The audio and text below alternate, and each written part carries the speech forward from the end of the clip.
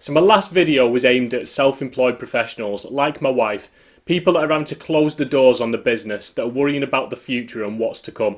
It was to provide a little bit of inspiration and hope of how you can strengthen that relationship with your existing customers and how you can look forward to the future. One of the things that we talked about in that video was side incomes, side hustles, ways that you can build additional income streams. This is something that over the last year has become really important to me. So we've reached a point now where I think it's a wake-up call to the world, really, but a wake-up call that a lot of people are gonna feel once we've gone through this pandemic, once we come out the other side and life starts to return to normal where possible. There's going to be people that realise that they can't rely on just the business, they can't rely on just that wage from the employer. And they're going to be looking at different ways that they can make money, different ways they can build additional income streams. And what we're going to do in this video, we're going to break it down step by step and go through how exactly you can achieve that, how you can build additional income streams using social media and becoming an influencer in your own industry. The one thing I'm going to say now is you've got to be open-minded, you've got to be willing to put the hard work in, you've got to be willing to try, fall on your face a few times, get back up again and keep going. It's going to be a learning curve. I can tell you now, I've done exactly the same. I fix computers for a living. That's my normal job. I was helping my wife set up her own business and I stumbled across digital marketing. I started setting up a website, sales funnels, social media accounts, and I really got into it. I really enjoyed it. It was like a creative kind of break from what I normally do. I work in a very logical way. It's broke, I fix it. It's broke, I fix it, and so on. That's pretty much how I operate, how I work. So the more I learned about sales and marketing and different ways that you can build online businesses, the more I've enjoyed it and thrown myself into it. So I just want to pass on a few of the things I've learned, give you step by step how you too can create an additional income stream as an influencer in your industry.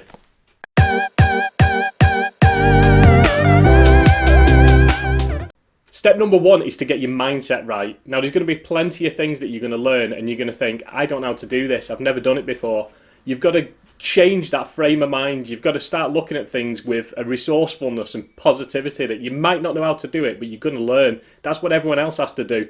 So everyone that's out there at the moment has got a successful blog or YouTube account, or they're an Instagram influencer. Whatever they've done, however they've built it, there'll have been many stumbling blocks on the way. There'll be many things they've had to learn, and you're going to have to get into that frame of mind as well. So trust me, the information is out there. It's down to you. If you want it bad enough, you'll achieve it.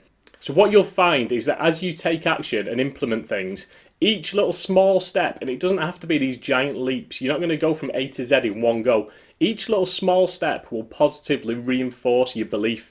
So as you do something and you get a result back from it, you'll get that sense of achievement, that sense of pride, and you'll get that validation really, and then your head starts to think, oh, that wasn't actually that bad, and then you'll go on to the next thing and the next thing. So only ever focus on the one thing that's blocking you at this point in time, and then once you get past that, it's like a reinforcing loop that will go round, and you'll feel like you can take on the next challenge and the next challenge. So get your mindset right from the start. Whatever it is you want to do, you can do it. Number two is the who. Who is it that you want to help? So one of the things that we want to consider is who is it we're here to serve? Is it going to be our peers and colleagues? Is it going to be people of the same level of us? Is it going to be people coming new into your industry? Or is it going to be a completely different audience entirely? So you've got to think about who it is that you want to serve and how. So part of this is going to come down to your experience. If you've got 30 years in your profession and you are extremely confident in your abilities and capabilities, then you might find that you've got more industry knowledge that you can pass on to other people. Now, if you're 1 year into your career, don't worry about it. You can do exactly the same, because a lot of what we teach online, a lot of what we're passing on to other people and helping them on their own journeys is just steps that we've encountered.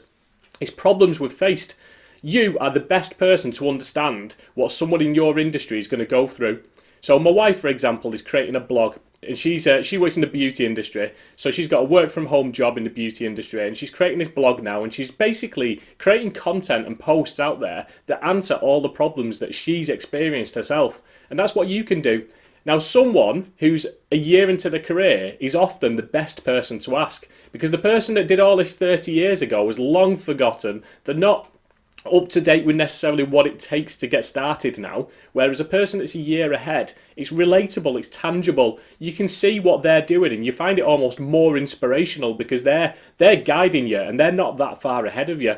That's my theory anyway. That's what I go off. When I'm creating content like this, where I'm talking about digital marketing, I'm only a year or so ahead of some people and I'm way behind other people. But that doesn't stop me. There's still things, there's still lessons that you can teach people and you can help people. So don't worry about where you are in terms of your career and experience, but have a think about who exactly you want to help. Number 3 is your niche and how far you want to niche down. Now, if you've never heard the word niche before, or niche as it's pronounced in some countries, it's basically like your subject. So, for example, an accountant would be, their niche would be accountancy, obviously. It's basically a name for whatever is the area, the industry that you're in, that's what it is. Now, what a lot of people will suggest is that the more you niche down, the easier it is to be successful. Let's take, for example, that you're a graphic designer. Now, you want to teach other people how to get started in graphic design. Graphic design is wide open. There's so many different aspects to it. It's kind of a high-level subject. Whereas if you start drilling down further and further into graphic design to something that maybe you're particularly passionate about and interested in, then maybe that's where you start. Maybe that's the best place for you to kind of craft your own little space. So maybe instead of graphic design, it could be wedding stationery graphic design. I'm just throwing examples out there. But maybe if you narrow it down, it gives you that kind of tighter audience, but also a smaller market for you to compete with. And eventually you could be a huge, well-known, industry-renowned graphic designer. But for now, let's they say the riches are in the niches. That doesn't really work if you say niches, but, well, there you go. So have a think about what it is that you actually want to teach and create content on. Make sure it's something that you're interested in and passionate about, because you're going to be creating a lot of content on it. Number 4, we're going to pick a platform. And by platform, I mean a social media platform. Now, what do you like to do? What is your favourite thing out of the following? And I want you to drop it in the comment below. Tell me what you're good at. Is it talking? Is it creating videos? Do you like to be on camera? Do you feel like you can express yourself clearly enough? So maybe YouTube is the best one for you. Now, I will say, you don't always have to go with what you're suited to. I do not like talking, I do not like presenting, I do not like putting myself on show. The reason I have a YouTube channel is because that is what I think has got the biggest chance of long-term success. You've noticed that if you put something on Facebook, it disappears quickly. Blogs can last around for a while, but there's a lot of arguments saying blogging is dead. It isn't. But YouTube is huge at the moment. Video is huge. Look at the way we consume information. Look at when we're stuck and we don't know how to do something, where do we go? Are we going to read the article, or are we going to go and listen to the person that's going to read it for us? People are getting lazier, attention spans are less. So YouTube is why it's part of my kind of long-term strategy, and why you're probably watching this on YouTube as well. But have a think, what is it you like to do? If you prefer to write and you couldn't bear the thought of being on YouTube, and trust me, it's not as bad as you think, but if you prefer to write, then why not create a blog? If your industry and the content you're going to create is very aesthetic and it suits imagery, then why not create a Instagram channel? I would recommend, probably the best ones for me anyway, are YouTube and a Facebook group. A Facebook group I love because it gives you that real-time connection with your audience. You can ask them what they want and they will tell you within 5 minutes or the same day or whenever it is. So they're probably my favourites. A Facebook group is a way of building a community. You can ask questions, you can do video as well, but it's a great way of building a community. Blogging I also enjoy because I like to write. As an introvert, I like to get lost in my writing a little bit and just switch off and just kind of put my thoughts on paper or keyboard. Number 5, you're going to create content. What are you waiting for? This is one of the most important bits. Get content out there, tons of it. Think about everything to do with your industry, your profession, whatever it is that you want to be kind of known for, and create as much content as you can. You've got to think of questions. So you'll notice on YouTube and in blog posts, a lot of the time it's how do I or how to. It's questions people are asking for when they want to do something. So, for example, if you looked at it from, say, an accountancy point of view, a lot of people will be, how do I do my tax return? How do I calculate this? How do I calculate my profit margins? There'd be tons of different questions. Create content on them questions. So the more you niche down, the more very specific questions you're going to have. So that might be less people overall searching for them, but the people that do find you aren't going to be sifting through 100 pages on Google or 10,000 videos. It's going to be a lot more specific. So you've got to look at creating content that helps people. The people are either always moving away from pain or towards pleasure. So you've got to look at different things. So there's three markets really. There's health, wealth, and relationships. Most people's desires are based on their markets. So you have to think about how health, wealth, and relationships kind of comes into your content. So if you're a personal trainer, you could be creating content that goes for health as an obvious one, because it's the health benefits. You're encouraging other people to basically to exercise, to eat right, to look at the nutrition. But equally, you could be creating content for other personal trainers. You could be showing how people can get started as a personal trainer, what they need to run that business and to survive and thrive in these ever-changing times. So it could be that you're creating content that's based around people being a personal trainer, which would then come under the wealth market. So there's different angles that you can take. So you've got to have a think about that content, what desires, what pains, what pleasure it's all gravitating towards, and that will inspire you for the content that you need to create. Number 6, you've created all that content and that was a huge part. So now you've got to promote that content. Different ways you can do it. Some of it's fairly obvious. Social media, sharing it on your Facebook page, sharing it on your other social media accounts. One of the ways one of the ways that draws people into your business is you need to have a think about who your dream customer is. So whether that's someone else in your profession, whether that's someone who's looking to get started with a new business, think about where that person hangs out. Where do they go? What Facebook groups are they in? What forums are they on? Where do they spend their time when they're online? So now you've thought about that, you know where they are. What you then need to think about is how are they going to know that you are able to get them started in that industry? How are they going to know how to find your content? So there's a couple of different ways we can do this. One of them, so with blogging and YouTube, we basically create the content, put it out there, and eventually YouTube or Google, it will rank you for them terms. It will find your content and it will try and decide whether that content answers the questions people are putting in. It takes a while to build up. It's a slow process. It can take 6 months, it can take a year, it can take longer. But eventually, if your content is good enough, then it will basically start putting that content in front of people who are asking the questions. So if you think of Google now, when you go onto Google, which everyone does, everyone just defaults to Google, and you type a question, how do I do this? As second you type that, how do I do this? Google's responsibilities, they want to give you the answer in the fastest way possible. So they might put your video at the top because Google own YouTube, which is why you'll always see YouTube videos at the top as well. So they might put your video or your blog post. If they think that your content is the best content out there to answer that question, then that's when they're going to start trying to push that forward to people. The more people that respond, they watch your videos in full, they read all of your blog posts and spend time on your website, the more that happens, the more it'll think, actually, people obviously like this as an answer, so I'm going to give them a little bit more as well, and it'll start putting more people towards your content. It's clever like that. But that's not really promoting it. That's basically sat waiting for everything to kind of do its thing. The second way is to promote it yourself by going out there, finding where your dream customer is, where your audience is. And that could be, let's for example say you're a wedding photographer. So I know I've been interested in photography myself. I know that there's various forums, various Facebook groups where all the wedding togs will go and sit and talk about the shiny new lenses and the awkward brides and all of the things to do with wedding photography that they'll talk about.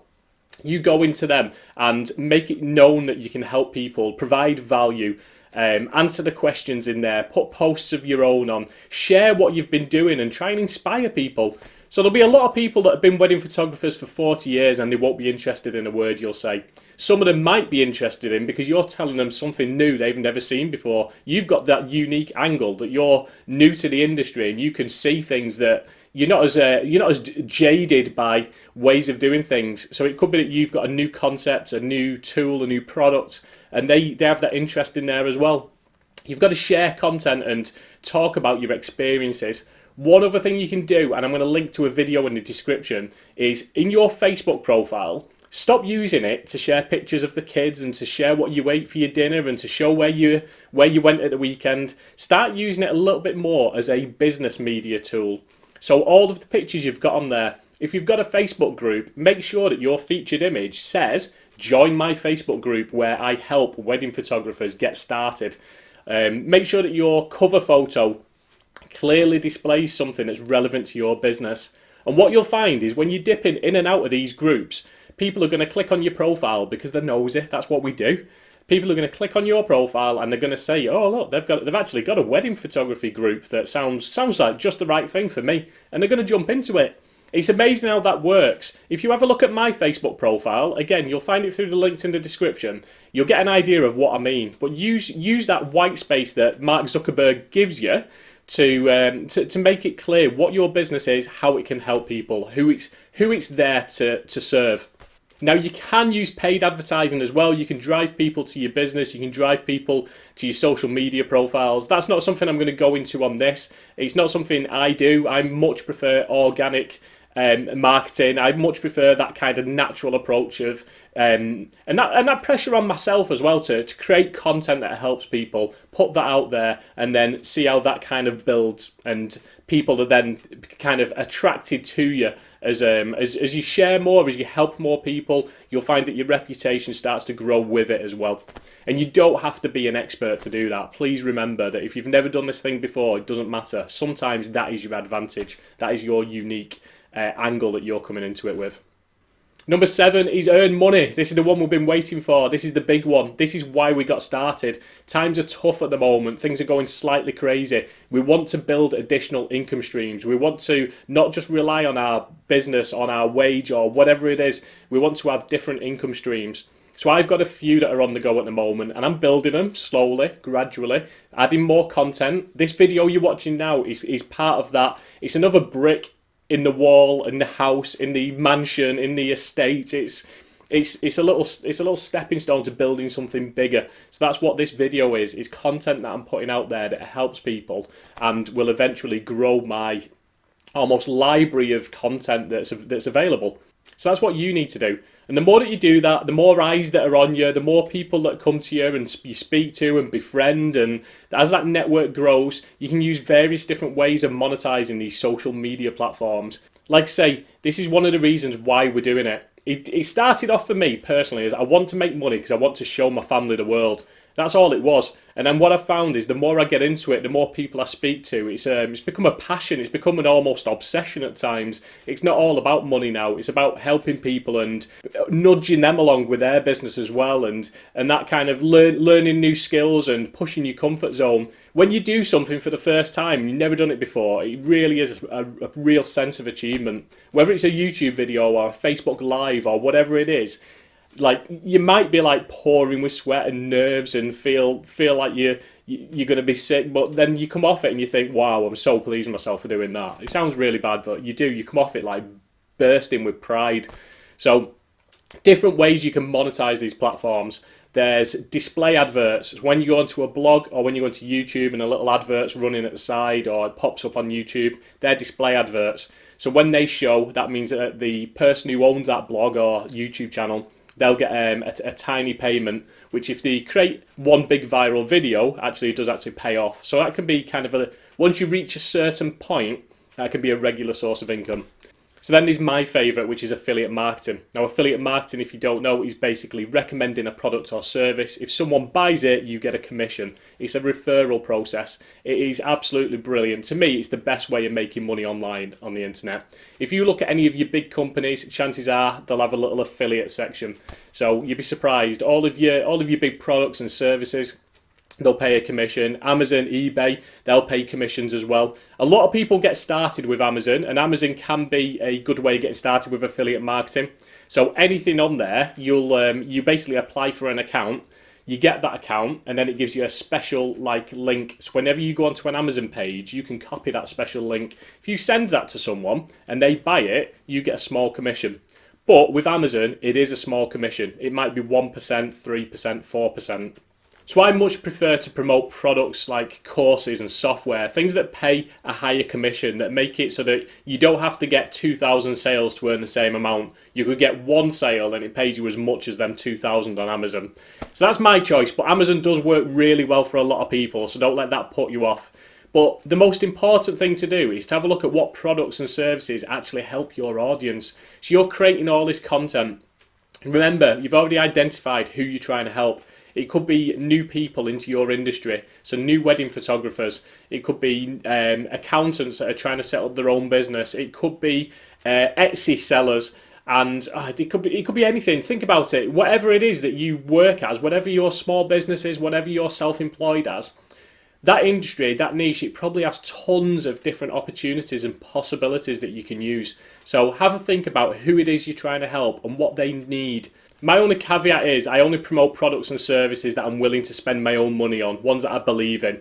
And I think that's how everyone should approach affiliate marketing. If you're genuine to your audience, you're true to them, you're helping them, you're serving them, you're giving them the answers to their questions, then you should also promote the right products and services that will help them as well. You'd be surprised how many companies have affiliate schemes. So don't rule anything out. But that is the best way for me to monetize an online business. But that does open up you to a new world as well. With affiliate marketing, you don't have to worry about creating the products, the logistics, the customer services, everything to do with what someone building their own products. You don't have to worry about that. Someone else is taking care of that and you are just recommending it. That's it. That's why it's probably the easiest one to get started with. But long term, once you start figuring these things out, growing your platforms, you can become a creator as well. There's lots of people that create their own courses, especially if you've got a lot of industry knowledge. You can actually go on sites at the moment like Teachable and Thinkific. And you can go on there. I'm pretty sure Teachable is still free as well. You can go on, you can create a course. Like literally, they take care of everything. You just upload your content. So that could be videos, it could be written form. But all they'll do is they'll give you the entire platform where they can log in and they can open up your course, they can follow it along, all the engagement things that are tied in with that, all the front end to it, everything about it is pretty much there for you. You just do the bare minimum to get your course on there. You've then got to find people to buy your course. They're not taking care of any of the traffic or anything, but that's where all of your content comes in. You've been slowly building an audience for ages. So if you want, you can create your own courses, you set your price, and they'll take a percentage of the actual cost off you. So that's probably the next step. Most people I know, they get started with affiliate marketing, they build it to a certain point, they build an audience, they then start to create their own products, mini courses, big courses, and then they go a little bit further than that, and they might offer coaching, mentoring, they might offer consultancy. So there's various different options that you can take, and that's all as an aside to your main business. So if you're a plumber, you can carry on being a plumber, but you can also be Mr. Plumber YouTube hero as well, where you've got various different blog posts or YouTube videos that are out there that people are going to. You might be making money on adverts, you might be making money recommending plumbing products, and you might be making your own little courses where you're promoting how to get started with plumbing, or the A to Z of plumbing hacks. It could be anything. The world is your oyster. So given the difficult times we're in at the moment, as I'm recording this, it's the 26th of March 2020, and I don't normally say the dates because I don't want there to be a period of time set to this particular video. But I did with this previous video, and I am doing with this video, because at the moment, I'm filming this in my home, we're locked down with the coronavirus, the pandemic that is kind of gripping the world. This is probably the biggest kind of moment I've ever experienced in my life, and I know other generations have seen a lot worse. And I know people in different parts of the world have seen a lot worse, but this is probably the strangest and most hard to process time there is at the moment. But the one thing it's taught me is there's no better time to create your own business, to get started. So the best time to plant a tree is 20 years ago. The second best time to plant a tree is today. So on that really cheesy little motivational quote, I'm going to leave you. But what I want you to do is just drop a comment below. Tell me what you thought of this video. Tell me what content I can create that helps you with your next steps if you need it. But yeah, if this has been of use to anyone, please let me know. If you could like the video, leave a comment, that'd be appreciated. But yeah, do it today. Don't keep putting it off. Look at everything we've talked about and how you can build up additional income streams and give you that little bit of a safety net. Is it going to be easy? No, it's not going to be easy. If you need any help on the way, you know where I am. Leave a comment, send me a message, do what you want, and I'll find a way of finding me, and I'll create content that can help you as well. There's no get rich quick scheme. There's no magic button that you can click. It's all done through consistency and by being determined enough to just keep going at it, to keep creating content, to keep putting stuff out there, and to push your comfort zone. So I hope that video was of use to someone. I thank you for watching, and I'll catch you on the next one.